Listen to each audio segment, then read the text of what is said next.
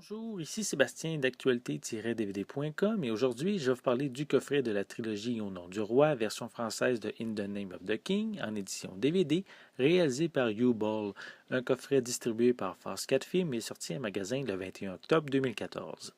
In the Name of the King, Dungeon Siege Tale est le premier film sorti en 2007, mettant en vedette Jason Statham, John Rhys Davis, Ray Liotta, Matthew Lillard, Lily Sobieski, Burt Reynolds, Ron Perlman et Christina Loken.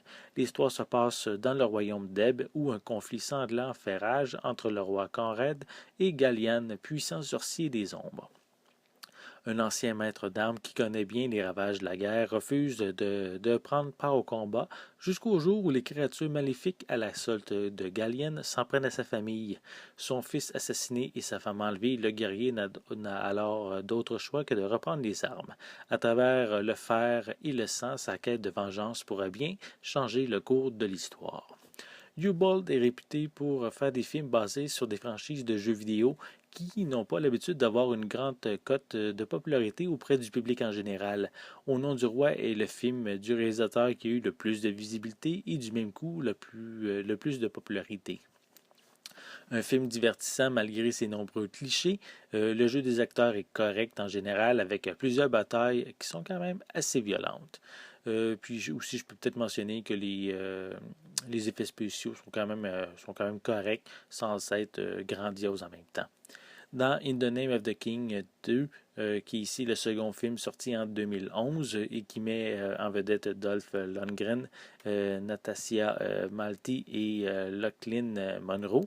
Mais l'histoire raconte celle d'un ancien soldat des forces spéciales qui se retrouve propulsé au Moyen Âge en pleine guerre civile entre le roi Raven et une armée des ombres. Pour sauver l'humanité, il va devoir accomplir une ancienne prophétie qui l'amènera tout droit à la bataille. Donc ici, c'est une pseudo-suite car les liens avec le premier film sont presque inexistants à part quelques références lors des dialogues. Dolph Lundgren semble tout à fait désintéressé par le long métrage, par son interprétation. Les autres acteurs, eux, sont quand même, disons, assez mauvais dans l'ensemble et l'histoire est tirée par les cheveux. Pour les effets spéciaux, ben, ils sont corrects en prenant en considération le faible budget de la production. Seul point amusant, mais les dialogues modernes du personnage de Dolph Lundgren que les autres personnages ont de la difficulté à comprendre dans cet univers médiéval. Dans In the Name of the King, Mark of the Dragon Warrior, qui est le troisième film sorti en 2014 et qui met en vedette Dominic Purcell, Ralista Pascaleva et Daria Simonova. Mais l'histoire raconte celle d'un tueur à gages qui doit exécuter un dernier contrat avant de commencer une nouvelle vie. Mais les choses ne se passent pas comme prévu lorsqu'une malédiction le renvoie dans le passé. Il doit maintenant se battre contre une armée médiévale et un dragon féroce pour reprendre possession d'un royaume qui a été volé et trouver une façon de rentrer chez lui. Ce troisième film de la franchise est presque identique au second opus avec un homme envoyé dans le passé pour sauver les habitants d'un tyran. Ça manque ici vraiment d'originalité.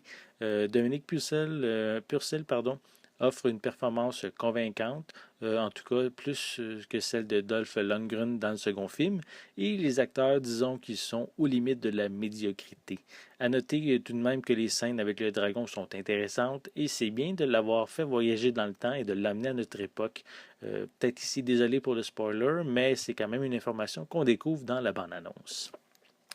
Pour les pistes sonores, elles sont disponibles en anglais et français 5.1, en plus de l'anglais stéréo pour le premier film, et il n'y a aucun sous-titre.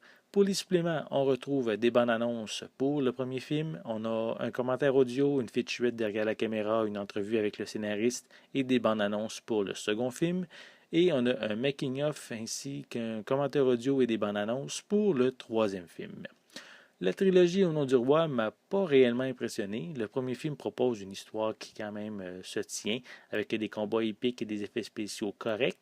Les deux suites étaient inutiles, surtout que les trois films n'ont pas de lien entre eux.